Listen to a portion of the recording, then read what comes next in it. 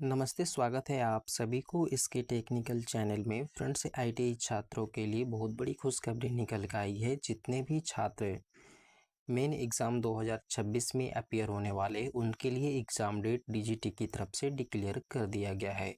उसके साथ ही साथ आईटीआई मार्कशीट और सर्टिफिकेट में कुछ बदलाव किए गए हैं। नया फॉर्मेट आपको देखने को मिलेगा। किस सत्र से ये लागू होगा, आज की इस वीडियो में हम लोग देखने वाले हैं। उसके साथ ही साथ जो आपकी रिजल्ट स्टेटस मॉडिफिकेशन है, उसमें भी आप लोगों को कुछ बदलाव किए गए हैं। रिजल्ट स्टेटस में भी आपको बदलाव देखने को मिलेगा।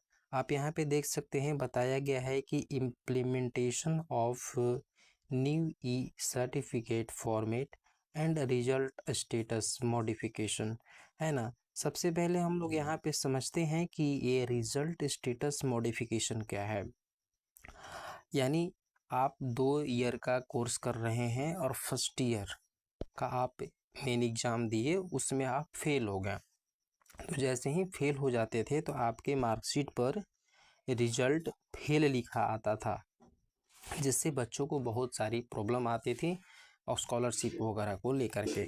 लेकिन अब डीजीटी ने कहा कि जो फर्स्ट ईयर के कैंडिडेट हैं, 2 ईयर कोर्स कर रहे हैं, यदि वो मेन एग्ज़ाम में फेल हो जाते हैं तो उनके मार्कशीट पर प्रमोटेड विथ बैक लिखा जाएगा, फेल नहीं लिखा जाएगा। ठीक है, ये रूल केवल 2 ईयर ट्रेड करने वाले छात्रों के लिए है जो फर्स्ट ईयर का मेन एग्ज़ाम दिए हैं।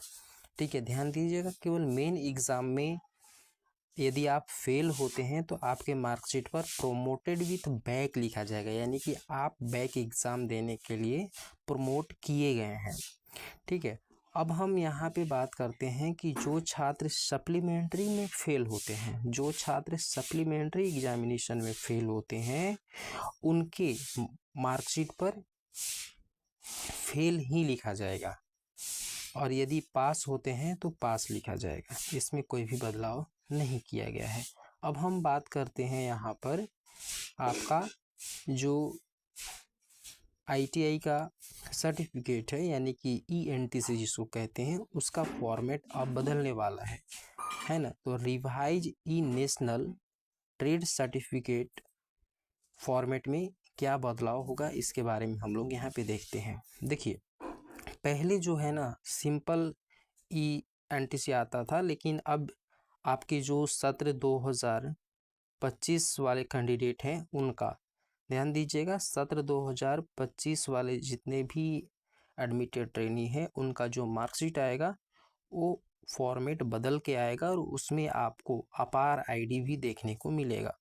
अपार आईडी आप लोगों को मेंशन होगी, जिसको कहते हैं automated permanent academic account registry, है ना।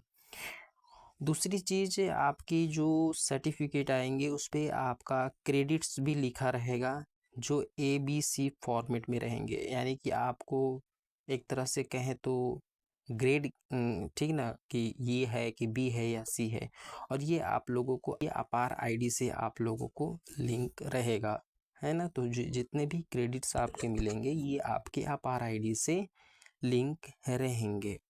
उसके बाद हम यहाँ पे बात करें तो दूसरा है ई मार्कशीट फॉर्मेट, तो इसमें भी बदलाव किए गए हैं।